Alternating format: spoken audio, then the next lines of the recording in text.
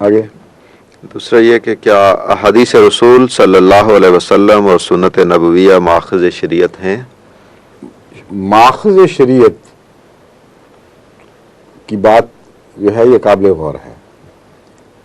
اصل شریعت کا ماخذ وہی ہے اور کوئی ماخذ نہیں، اور اس وحی کی تشریح میں جو کچھ رسول بیان فرماتا ہے وہ ان معنوں میں ماخذ بنتا ہے کہ وحی کے مفہوم کو رسول سب سے زیادہ سمجھتا ہے، اور رسول کا عمل ان معنوں میں ماخذ بن جاتا ہے کہ وہ اس وحی کی پر عمل درآمد کی ایک زندہ تصویر ہے.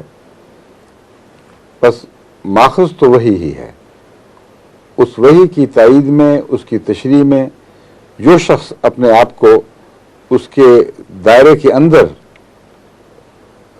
اس طرح پیش کرتا ہے کہ وحی کے تابع اس کی زندگی، اس کا عمل ڈھل جاتا ہے، وحی کے تابع اس کا کلام ڈھل جاتا ہے، تو وہ بظاہر ماخذ دکھائی دیتا ہے، لیکن اصل ماخذ اس سے پیچھے ہے.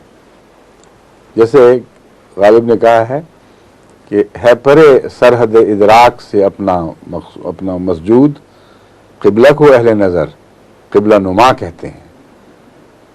قبلہ بظاہر ہماری سمتوں کا مرکز ہے، لیکن اصل قبلہ اس سے آگے یعنی خدا کی ذات ہے.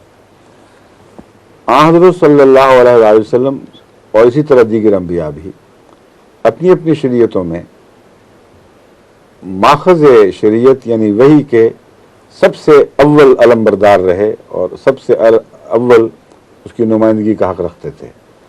اس لیے اسلامی شریعت کو، اسلامی فقہ کو 4 اصولوں پر مبنی قرار دیا گیا ہے. پہلا ہے قرآن، دوسرا ہے سنت. سنت میں عام فقہا سنت اور یعنی عمل اور حدیث دونوں کو لے لیتے ہیں، اس لیے وہ ایک اصول کے تابع یہ کہتے ہیں.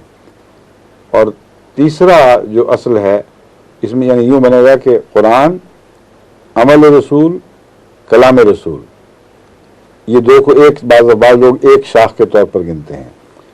تیسرا وہ اجماع کہتے ہیں، یعنی تمام امت کا کسی ایک مسئلے پر 100% اتفاق ہو جائے اس کو اجماع کہتے ہیں. اور چوتھا قیاس کہتے ہیں کہ قیاس سے مراد یہ ہے کہ جب ان تینوں کا فقدان ہو تو اپنے مزاج سے جو ان تینوں کی مطابق میں ڈھلا ہے، ایک انسان قرآن پر عمل کرتا رہا ہے، حدیث سنت پر، حدیث پر، اجماع کو عزت کی نظر سے دیکھتا ہے، اس کا ایک طبی نیک مزاج بن جاتا ہے. اگر کوئی حوالہ ایسا نظر نہ آئے تو پھر وہ استنباط کرے، اس کو اجتہاد کہتے ہیں.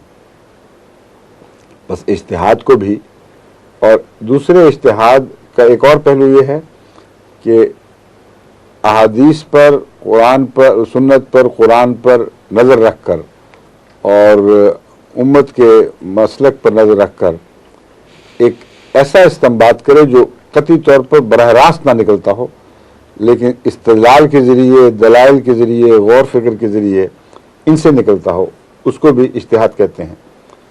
تو اجتہاد اس کا چوتھا ستون یا چوتھی بنیاد بیان کیا گیا ہے.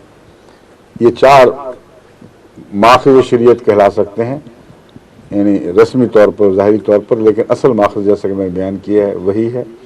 اور شارع صرف خدا کی ذات ہے اور کوئی شارع نہیں ہے.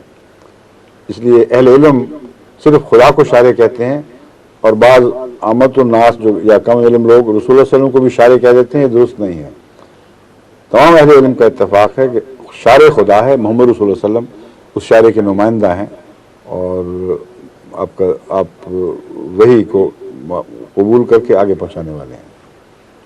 اب وقت ختم ہو گیا، باقی پھر سے باقی حصے سے انشاءاللہ. ٹھیک ہے جی، اچھا جی، السلام علیکم، خدا حافظ، فی امان اللہ. ظہور مہدی آخر زمان